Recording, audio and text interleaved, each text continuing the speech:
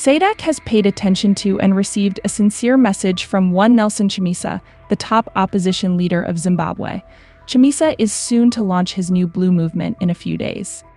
According to credible sources from within Sadc, Chamisa sent a high-level delegation to meet with several Sadc leaders who preceded him in his meeting with the Sadc Secretariat.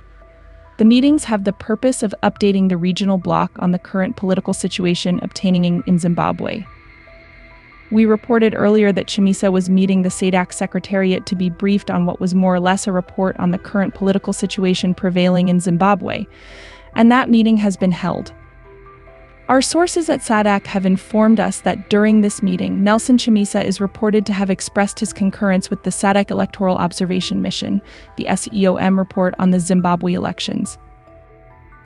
The report clearly shows that there are no duly elected councillors, MPs, or president in Zimbabwe.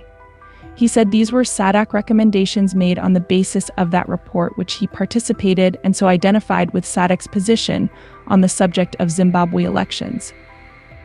This development appears to suggest Chamisa as having engaged with Sadc in an all-out effort to find a way to sensitize the region on the electoral situation in Zimbabwe. By representing his views and trying to correlate it to the CCZimbabweElection report, Chamisa is simply underlining the need for focus and action over issues relating to democratic processes in Zimbabwe, observed in the shifting Zimbabwean political environments.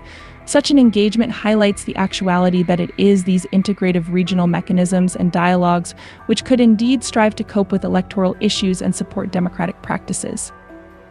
These discussions can be very meaningful with respect to Zimbabwean politics or what Zimbabwe holds for the future.